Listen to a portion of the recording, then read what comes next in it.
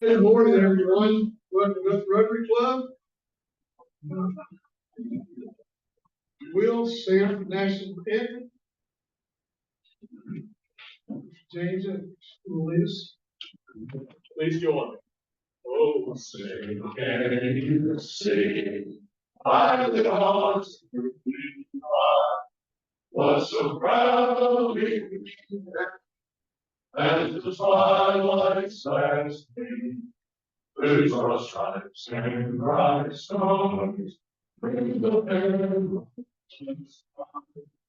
Oh, the ramparts we fought were so gallantly streamed, and the rockets' red flag once bursting in gave through to the night that our flag was still there. Oh, say does that star-spangled banner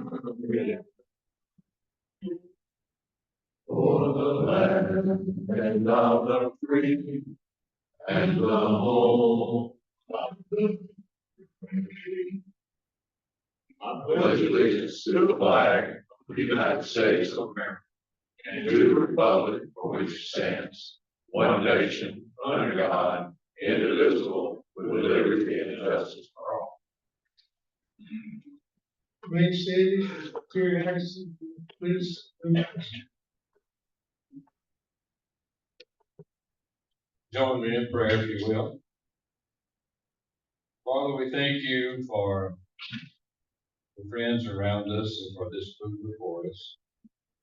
We thank you for caring for us when we know we don't deserve it. Father, we thank you for all the wonderful opportunities that we have to serve you. And in this place we're in now, this is one of the great opportunities that are afforded to us to serve this community as the Dothan Rotary Club.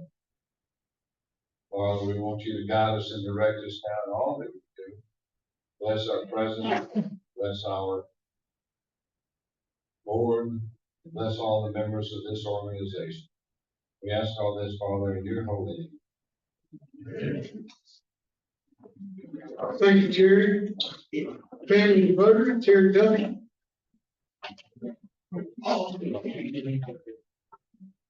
Thank you, President Allen. I hope everybody's having a great Monday. If you like hot weather, I think you got your wish fulfilled for the rest of the week looking at weather. Before we get into the happy things, birthdays, and anniversary celebration, let's pause for a second and remember Dr. Ernie Boss. He passed away over the weekend, former Rotarian, and one fine gentleman. Birthdays to celebrate, not looking any older, but Jenny Logan on July 24th, and anniversaries, Les Pinkard and Caroline on July 26th. Hope you all have a great Monday. Thank you.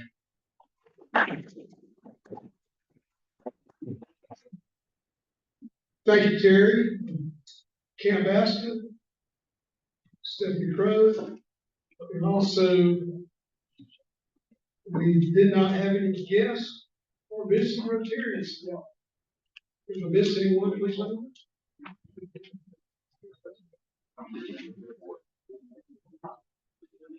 We have 8 points.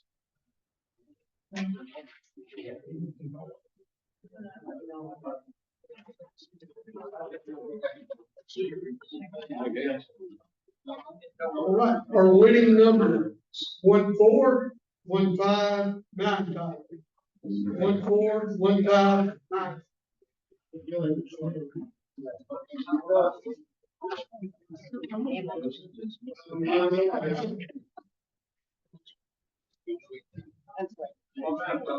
I know I go too hurry. Tell me if that's not right. Sir, that's All right.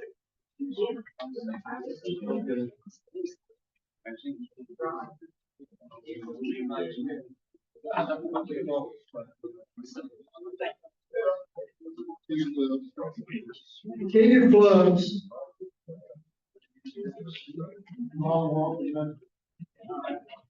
Thanks, Stephanie.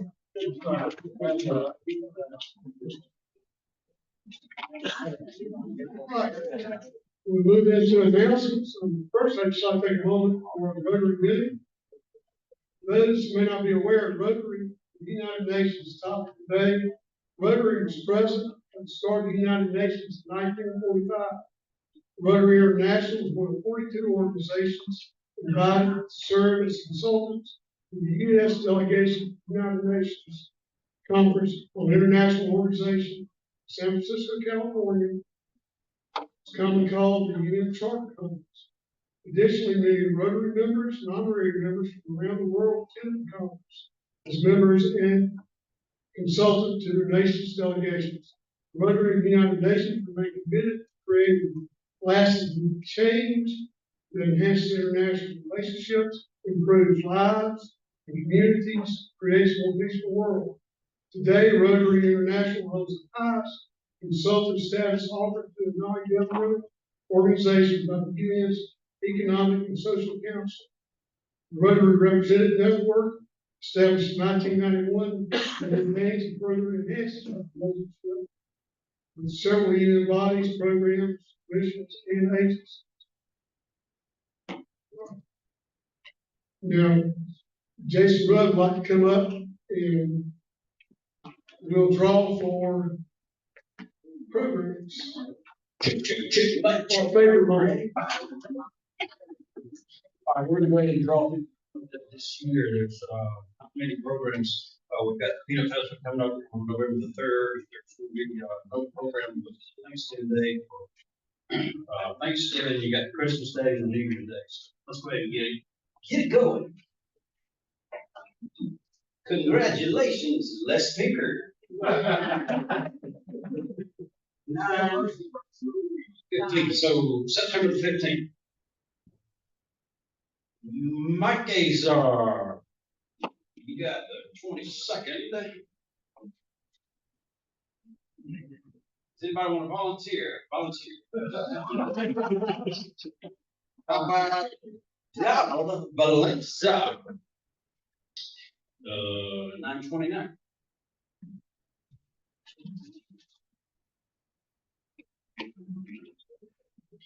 Melissa Kirkland, October the 13th.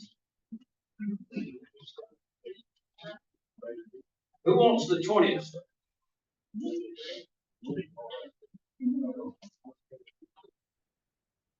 Paulie. Congratulations. All right, the 27th. Jim Whaley.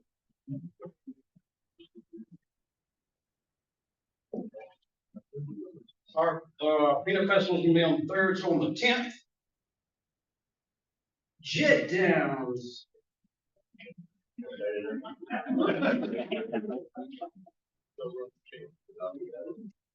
All right, we're going to the 17th. Robert Ferguson.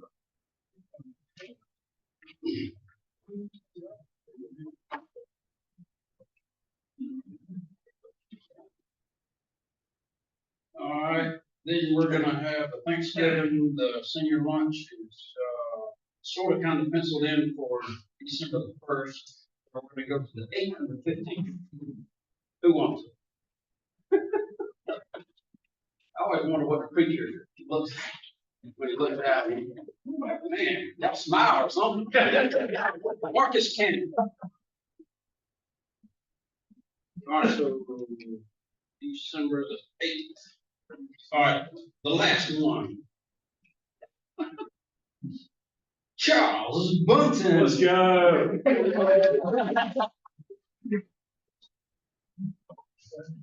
I'll text everybody. I know you are happy.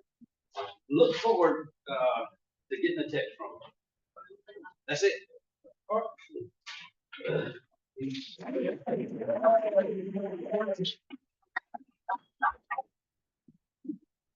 Thank you, Jason. I don't know if y'all can see it on the screen.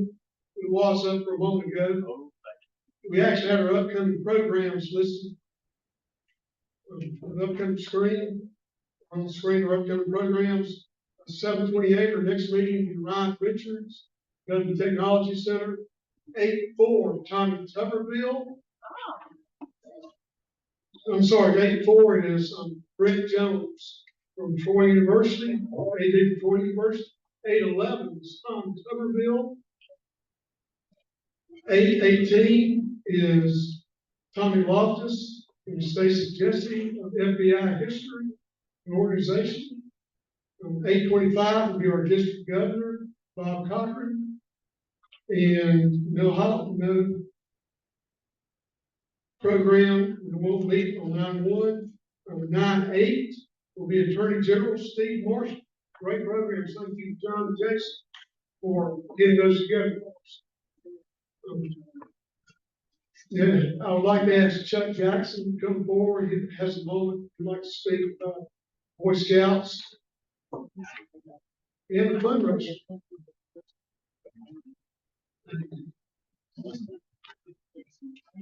Thank you, Alan. On the tables, you'll see there's a flyer that I've put out, a couple copies or so on each table. And it's for the Boy Scouts Friends of Scouting program, which is our fundraising event for money that stays 100% locally to help, run the scout office, put on the programs that we do each year. And we've been expanding that. We've got what we call Scout Reach, is a great program now that we go out to the public schools and elementary schools 1 day a week in PE. Instead of doing PE, they're doing Cub Scouts. And then the biggest thing about scouting, I could talk all day because I'm Eagle Scout, but we build, in my opinion, we build better leaders and better citizens. And if you're already supporting Scouts, I thank you. If you're interested in supporting the Scout program, you can fill out the sheet on the table, or you can get with me after the meeting. Thanks a lot. Thank you, Chuck. And now Troy Fountain come forward and speak a moment on our Facebook page and our meeting presentation. Presence.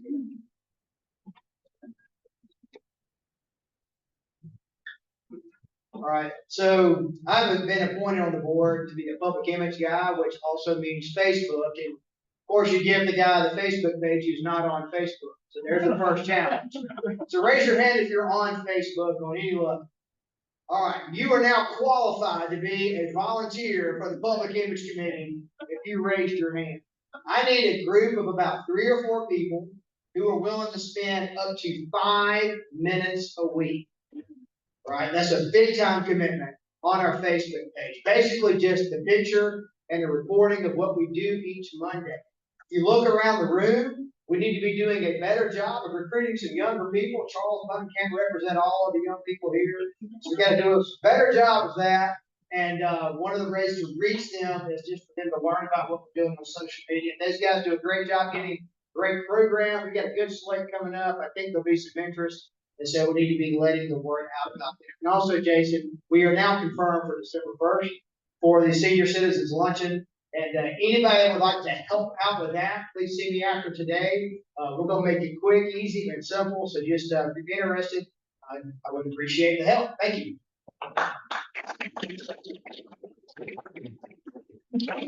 Thank you, Troy. Now I'd like to bring the program over to the Justice.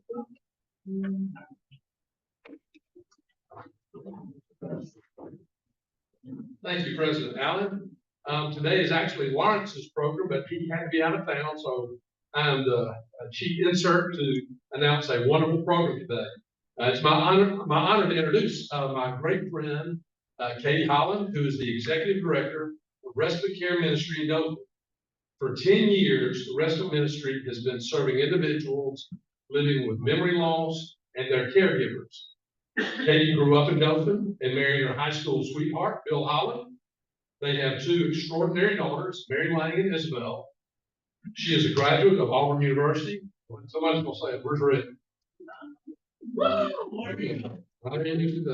Graduate of Auburn University and a certified positive approach to care, and is also trained in Montessori-based dementia programming and opening minds through the art. Her personal journey with her father's Alzheimer's diagnosis led to a deep calling to serve families facing dementia. Many of you may remember Katie's dad, Mr. Earl Lang. He was a member of this club for many, many years and a great citizen in Dothan. In 2023, she helped launch the Rosemary House, which is a dementia caregiver center to provide free education, training, and support to families caring for loved ones with dementia. On a personal note, in addition to Katie and Bill being my across the street neighbor and very dear friends,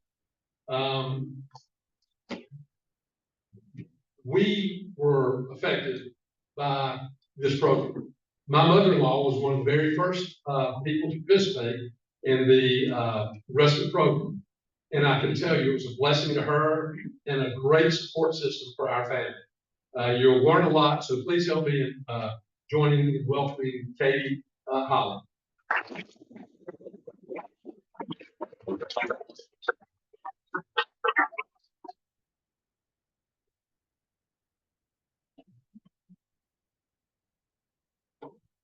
Thank y'all for having me back. Can you hear me? Can you hear me now? So one of the things I remember my father is not is out. Hello? Testing. Can you hear me? Okay. So I remember when I got married and he said, if I'm gonna pay all this money for the wedding, I want to hear those wedding vows. So you better speak up. So I always hear him when I get to the microphone saying, speak up. You better speak up so we can hear. This was a very special place for my dad. He always thought so much of Rotary. I can imagine where he'd be sitting today if he was here. Thank you for having me back. I can't believe that it's been 3 years since I was here the last time. I thought it's just been like yesterday, but it's already been 3 years. I looked at those numbers I gave to you 3 years ago. We had a little over 100 volunteers. Now we're up over 200 volunteers now, and serving over 75 participants every week. So it's just growing exponentially. It's hard to keep up with the growth, but we are sure trying. I want to show you a little video today. We've even had a new video. I think I showed you a video the last time I was here, but this is all new. This is a video from the Respite for All Foundation. This foundation was formed 5 years into respite ministries popping up everywhere to support us. And so you'll notice when they're talking, they're going to say, I think we've supported 40 respite care ministries. This video was just made a year ago, and now that number is already up to 60. So that tells you how fast we're all growing. And I'll tell you a little bit more about that after we play the video.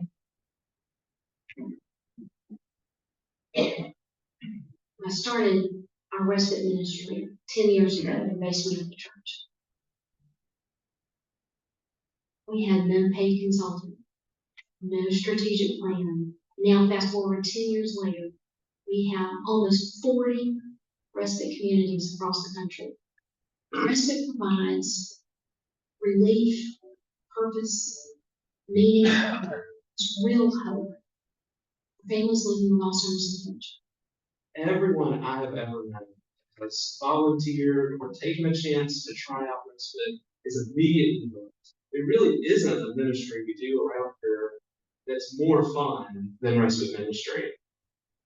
Faith groups can be an asset to help the community do what it needs, but doesn't know how to do. And illuminating to me, see how the community resonates with this. You have these diverse people coming together and discovering this is where we need to be. It's not everybody. Reclaiming joy together. Sometimes it's joy in the face of living with dementia. Sometimes it's volunteers who have their own struggles, finding that the people living with dementia bring joy into their life. I think about my father. He had dementia, and we didn't have a program like this. It would have been a game changer for him. One of the things I knew getting into this in Dothan is that the things that we weren't able to have and provide for my father, we could do that here and be a place to come and be with friends and be social. We can't cure Alzheimer's, but it sure does cure loved ones.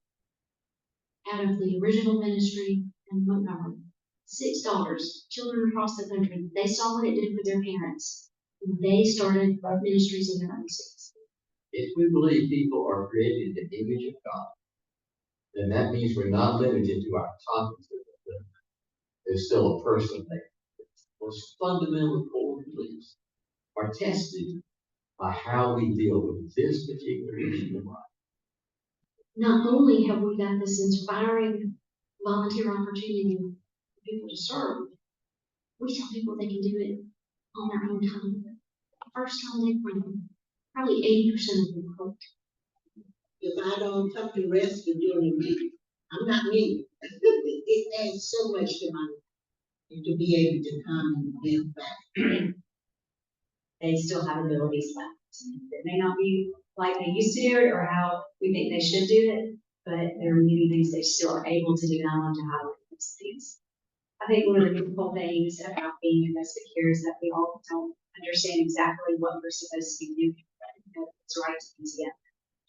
They come and see. It's about being present with people. Here's the dawn on them.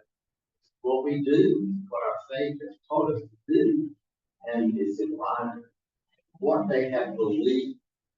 Now actually have to do.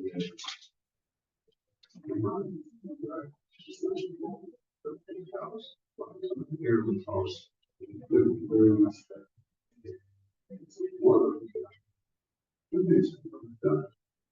It is so much more than 10 o'clock to 2 o'clock in the middle of the day. It is a life-giving source for these families. Everyone is living with dementia. It's not just a person with diagnosis. The training makes all the difference. Every person is different, and almost every day is different. It's scary, but you have that basic core of what will calm the situation or make a person smile. Part of the beauty of this to me is they don't even have to know a lot about the church. It's over it all because it addresses the needs. We finally found a community that understand them, that want to embrace them, that want to nurture them and see that they still have life to live. It touches everyone's heart. It immediately brings joy from everyone. Just At the end of the day, they remember love. They can't tell their caregiver exactly what they did, but they remember we were here together, and we really just have to show up to give love. Respite is a chance to make new friends. It is so rare to be able to make a new friend after you've had a diagnosis of Alzheimer's, brain and recovered dementia. Right? Respite creates that space. So, this video you can see was filmed here in Dothan, and this is a national video that has gone out all over the country to all sorts of communities. It's the national video they used to promote and get other towns to think about doing a respite ministry, and it was all filmed right here in Dothan. Most of it was. I'm sure you recognize some of the faces there. One thing you may not know about our respite care in Dothan is that we were the first model to start after Montgomery. So Montgomery started, and as I was looking for programming for us in Dothan, I was directed there. And when I saw it, I thought we need to have it here. What we realized when we moved it here, I did everything they did. I just copied their model exactly.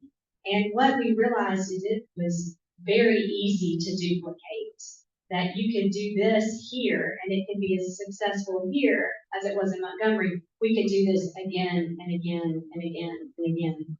And so now I think we're up to 5 or 6 in the state.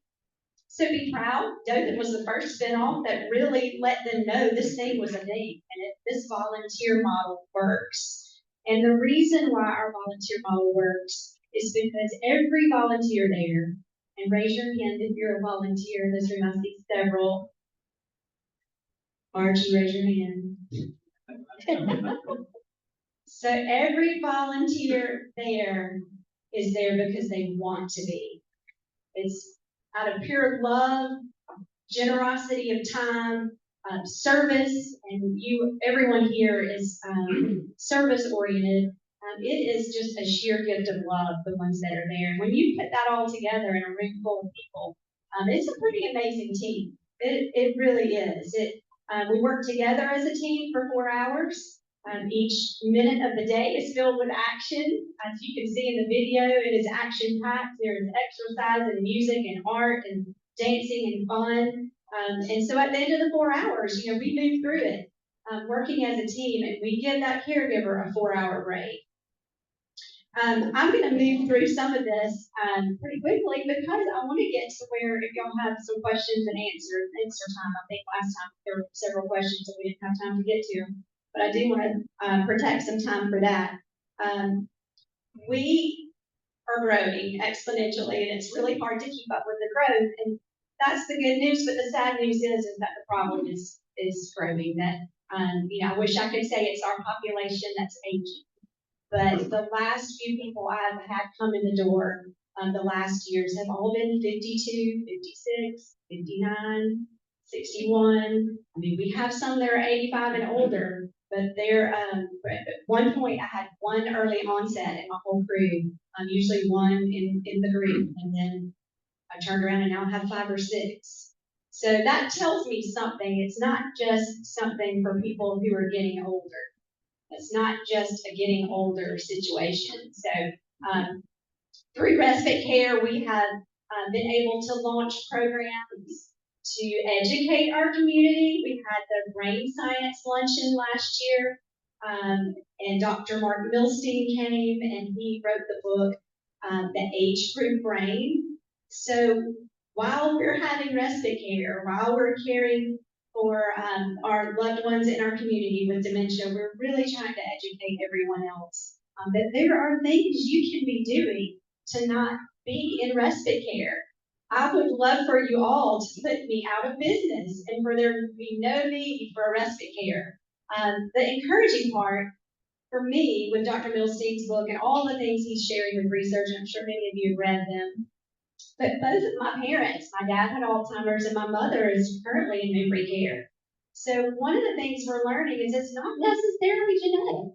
I mean, someone like me would think, okay, well, this may be in my future, but that's not necessarily the case. There are many, many things they have found that really change the course of an aging brain. So I won't go into all that today, but I encourage you to do your research and find out those things, get some early morning sunlight, move, dance, be in community with people.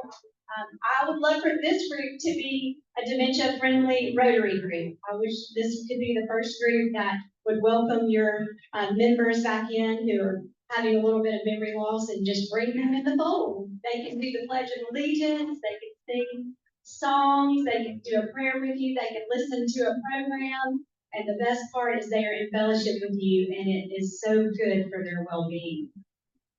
What we've learned is that there are some things you aren't able to do anymore. You're not able to write checks and do your finances like you once were able to do. You may not be able to drive like you were able to do. Play golf, you might not be able to hit the ball like you once were able to, but there are some things that you still can do, and being in community together really fills them up in a way that I can't explain unless you're there. I tell the caregivers all the time, I said, they do not remember one thing we do here. They cannot tell you what we did, what we had for lunch. They can't tell you what the art project was. They can tell you, I want to go back. They remember love. They can't remember their name, what they did 5 minutes ago, but they remember love. And that's really a good lesson for all of us. I mean, when we're loving each other and in community and helping one another, we all remember and know what that feels like. So these are just skills we're practicing every day in respite that we probably all should be practicing each day. Okay, so we began 10 years ago. We're coming up on our 10th anniversary. Can you believe that? Let me just ask you a question quickly. How many of you have been affected by memory loss, Alzheimer's, or had a family member? Lots of hands are going up. Have you ever had a time where you have watched maybe a crime being committed and you had to be a bystander and watch it and you could do nothing about it? Just think of a time where you had to watch something unfold and you just had to stand there and watch it and you could do nothing about it. Or if you've had a target you've zeroed in on, and you got it, and you're hitting the target, and you're finally there, and you figured out how to get there, and then the target moves. Anybody have that experience happen to you? That's what our caregivers deal with every single day. Some days they watch their loved ones do things, and they try to intervene and make them stop, and they can't. Sometimes they just get in the car and they leave. They escape out the door. Sometimes they hit. Sometimes they swing. Sometimes things happen they can do nothing about because their minds are failing them. Other times, the caregivers get a routine figured out. They finally figured out what's going on. They think they're in a rhythm, and then we move to the next stage. Everything changes. We've moved on to the next level. It's all night. It's all day. It's every day. The caregivers don't get to choose what they do anymore.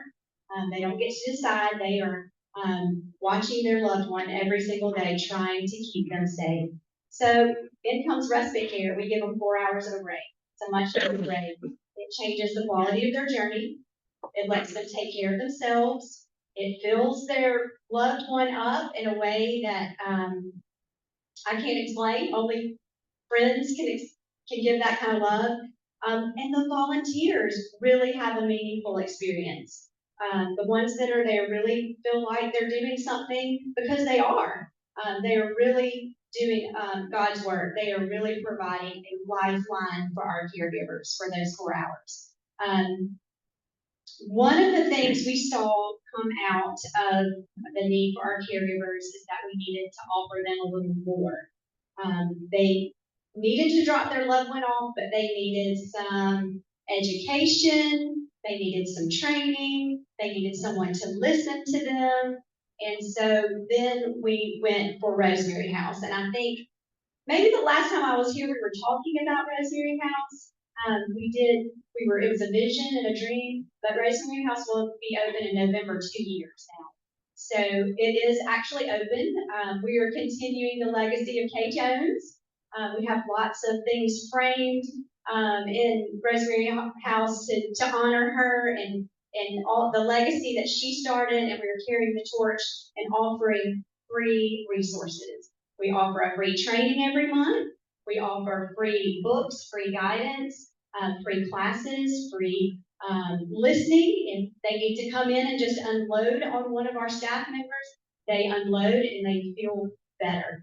Sometimes you can't unload on your children because your children want to fix the situation and they created another situation with their whole family, and it just goes on and on. So Rosemary House is a haven for them.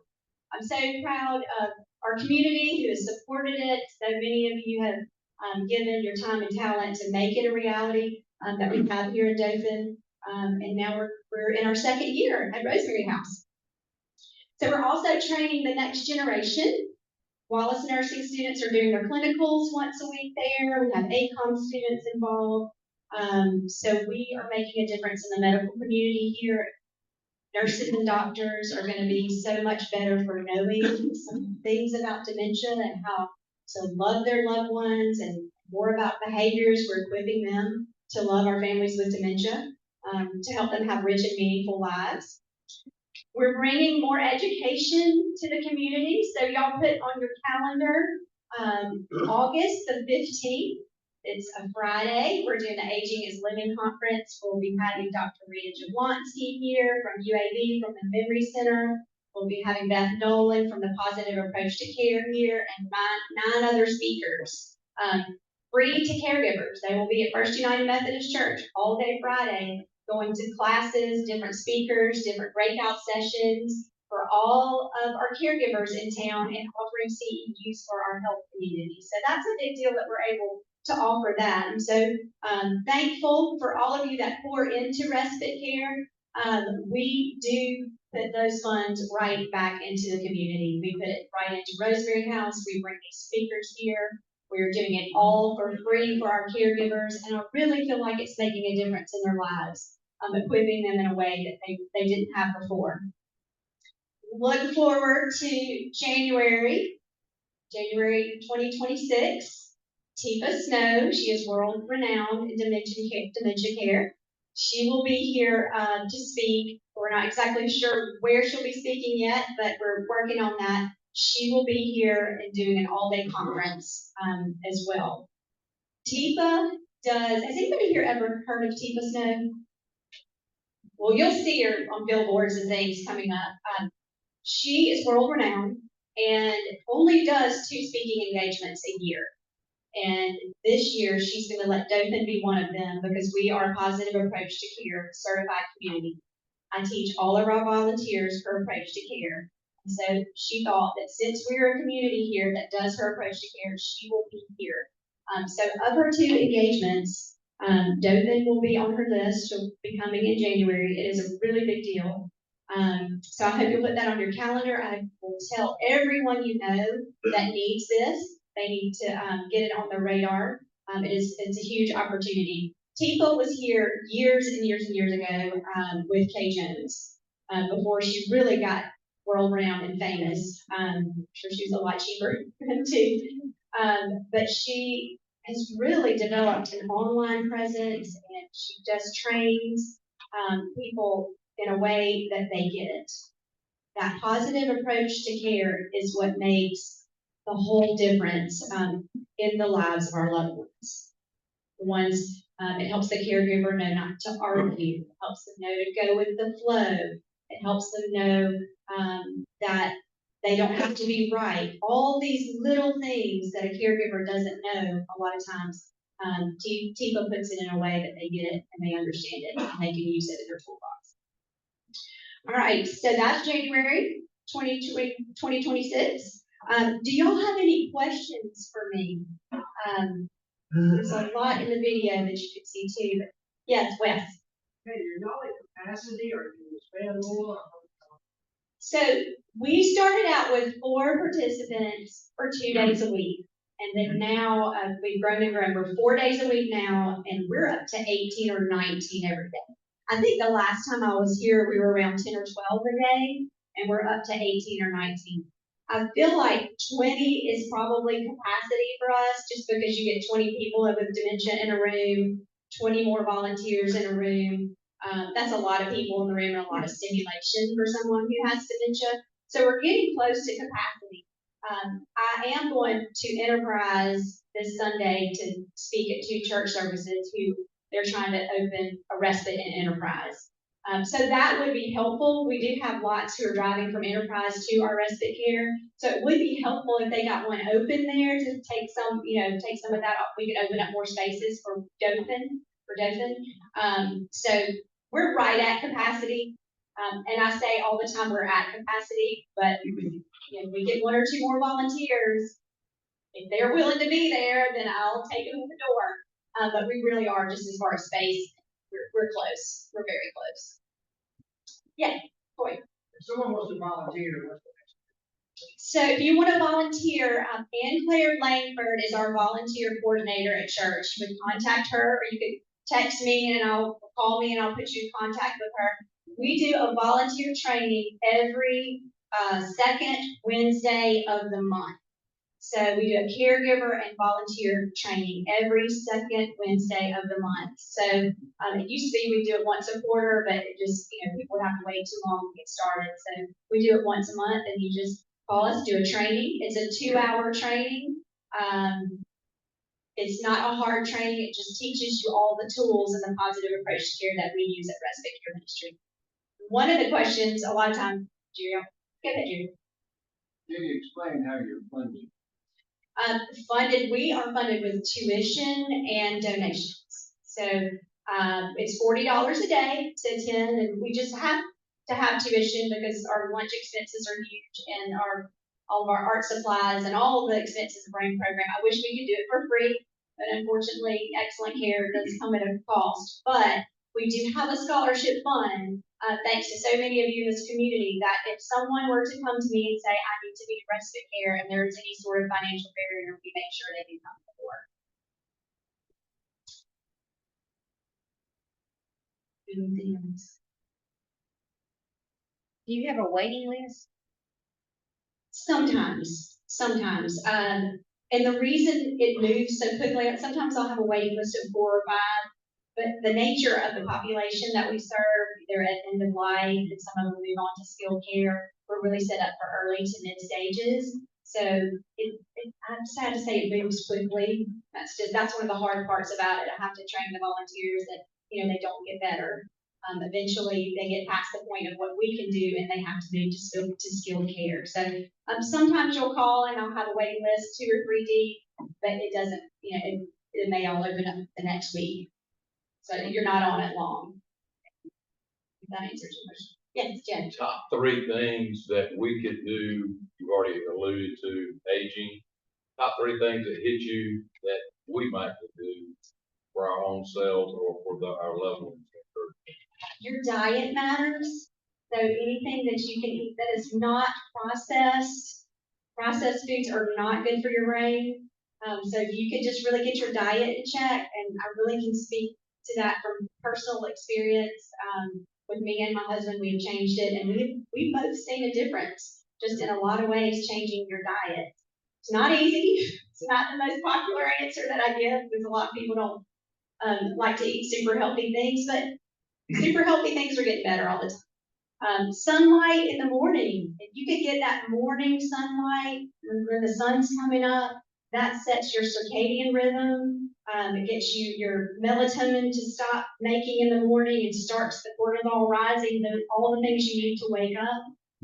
Those things help you get ready to go to bed at night, and that you need to have good sleep. So really good sleep starts in the morning with that sunlight, and it really matters all during the day with that first wake up sunlight. It really gets you ready for nighttime to start making melatonin and sundown and start winding down. So diet, sleep, which the sunlight is included in that, and exercise.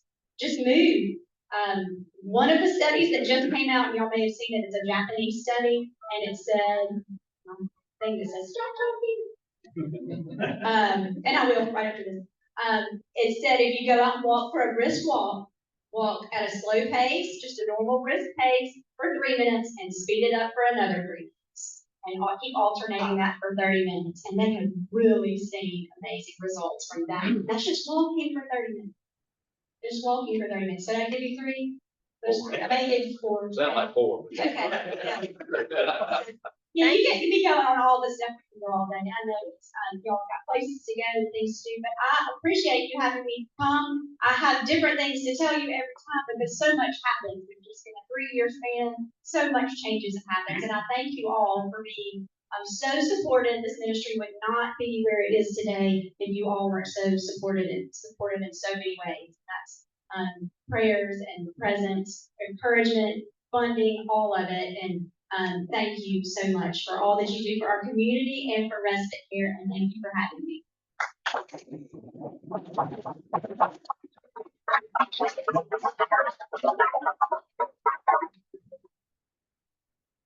And we thank you for what you do with this program. Thank you. You've done an amazing job. Thank you for your passion for it. God given. You just whacked me over the head with it. There's a reason they chose Dothan to make a national film. It's because we have the best, and this is the rock star. Jenny, thank you so much for what you do. I really appreciate it. I know that that's a scenario that most of us probably cannot have foreseen when we're younger, that we see people we really care about going through that scenario. It's difficult. I've got an uncle who's probably the smartest man I know. He's moved into dementia. It's tough. It's tough. We really appreciate it. It's really good. We have a community to really support not only the individual, but the family. It means a lot. Thank you very much. Appreciate what you do. Next week's program will be Ryan Richards, Dothan Technology Center, brought to us West Grant. Oh, yes. Now, and I just want to say, how much we appreciate maybe something today, but also some of you may have noticed on the video, Gary Sampson, who used to be a member of this club, was in that video. I remember that his son went to Dothan Ride and That may ring a bell to some of you. But anyway, Terry came in, was still playing golf and everything. And, we just seen him slowly decline. Best attitude that you can imagine. And he is absolutely is not gonna miss those 4 days of coming for the rest. And that's really, you see that across the board with him.